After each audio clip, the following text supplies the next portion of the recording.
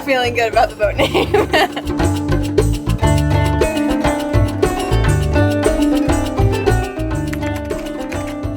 Welcome to Luxor. Today marks the first of a few days that we'll be here taking you through the best Luxor has to offer.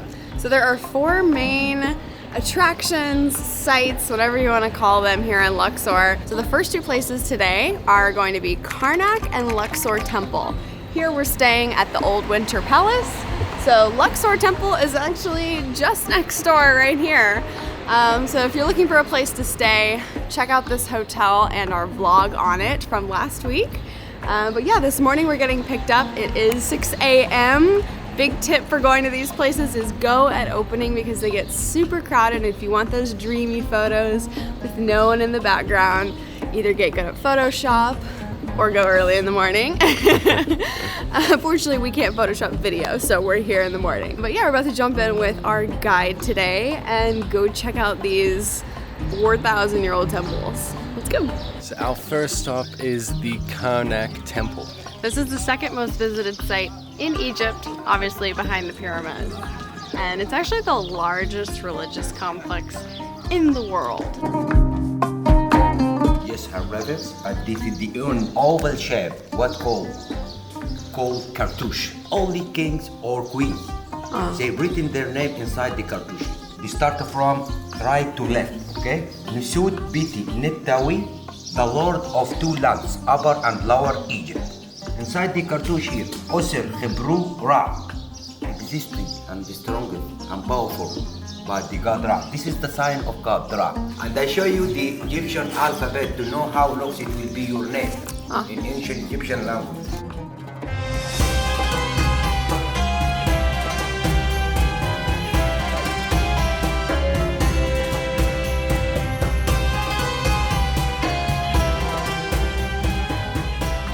In 1850, when they came here, they found the temple covered in the sand.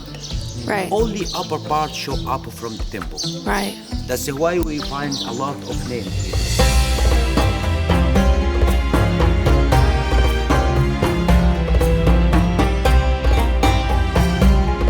This is the Hall of Columns. I think this is the spot that you most see on like social media.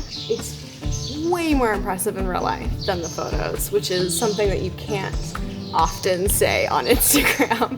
But there are 134 of these columns. They're so much taller in real life than you expect. What's cool about the coloring is these were all colored, bright blues, reds, yellows, and you can still see a little bit of it in the tops and underneath where the sun hasn't yet bleached it. And so if you imagine, these were all colored basically as far as the eye could see.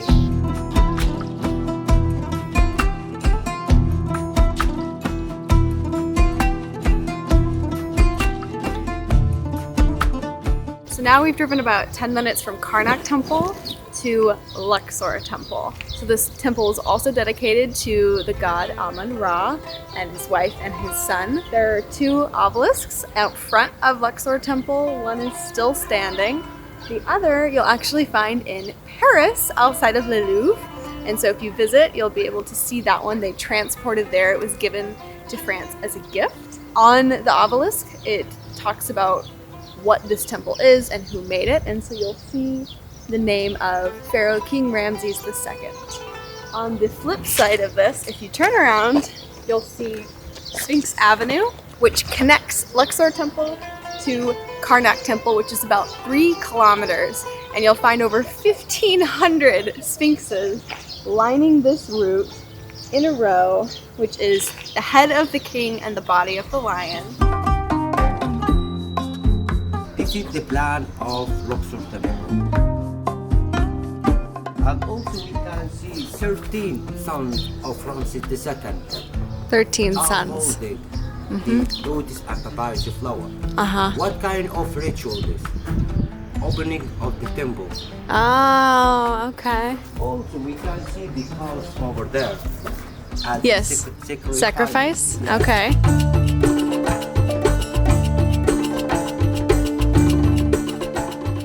So this is the birth chamber room. The grandfather of who everyone knows as King Tut basically depicts his dream on the walls here. But yeah, basically he said that his right to be king came from a dream that he had where his mom was impregnated by Amun-Ra, the god. And so that essentially gave him a deity power. And so you see it depicted across the scenes here of his mom being fed essentially what was known as the key of life. And then the god forming him on a potter's wheel into a kid, and it shows him growing up here and becoming king. This is old Coptic Christian writing on the temple. All right, welcome to day 2. Today we have lined up the Valley of the Kings and Queens. So these are the second 2 things that you've really got to do if you're visiting here in Luxor. Luxor is actually split in half by the Nile River. So you have the west side and the east side.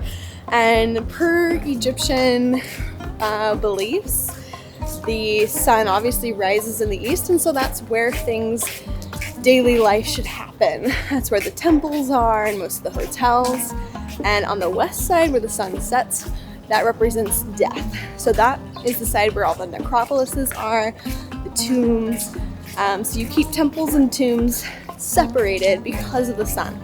So in order to get there, We are hopping on a boat to cross the Nile to meet our driver on the other side. but yeah, this is a much cheaper, quicker, generally more efficient way to cross to the Valley of the Kings on the other side. And it's more fun. And it's more fun. All right, this is our boat.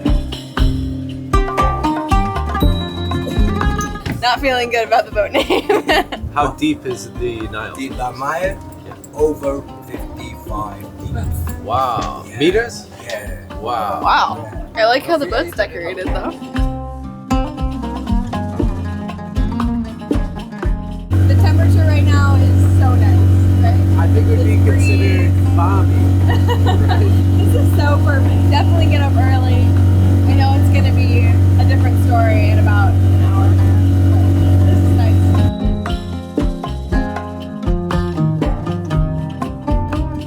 Welcome to the Valley of the Kings. We are on a cart heading down into the mountains because all of the tombs are kind of hidden in the rocks. So they started moving the burial tombs down here to Luxor because it's more hidden, and the mountains themselves kind of gave a pyramid shape so they didn't have to actually build the pyramids and still maintain that aspect of helping them into the afterlife.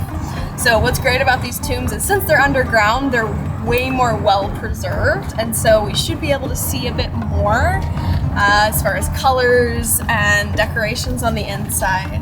So the mountain creates a pyramid shape here.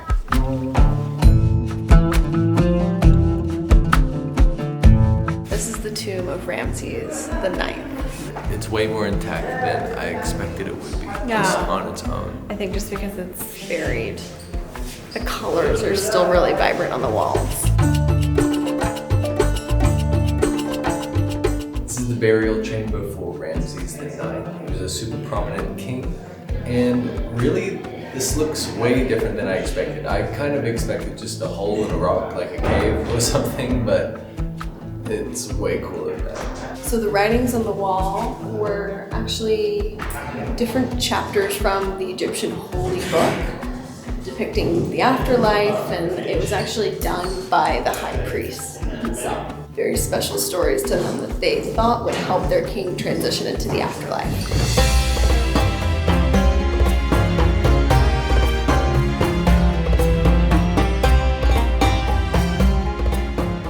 So this is King Tut's tomb, which was found by Howard Carter in the 1920s.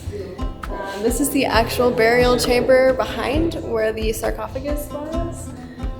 We actually saw all of the original gold sarcophaguses and masks and jewelry and everything that went with it. His mummy itself is still here in the tomb on display. So how tombs were constructed was when they became king, the tomb was started, and it was continued to be worked on until they died. So the longer their reign over Egypt, the larger their tomb.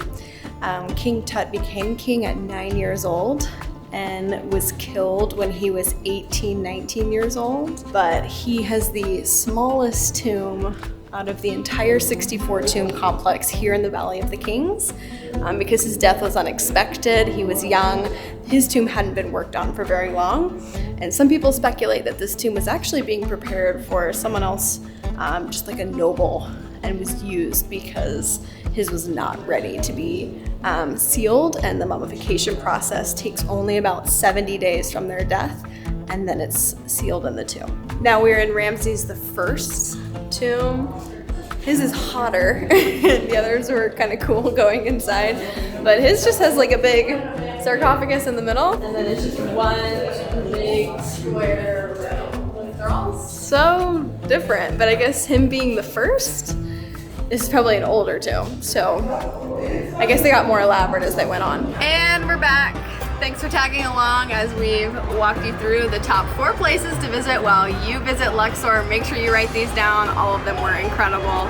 Well worth it. Something we learned at the end is that Luxor actually has 1/3 of the world's ancient monuments. I didn't realize like how much was actually here, and we just kind of scratched the surface for a few days, so you could definitely spend more time here if needed. And if you like this video, the best way to support us is by subscribing, and we'll see you next week.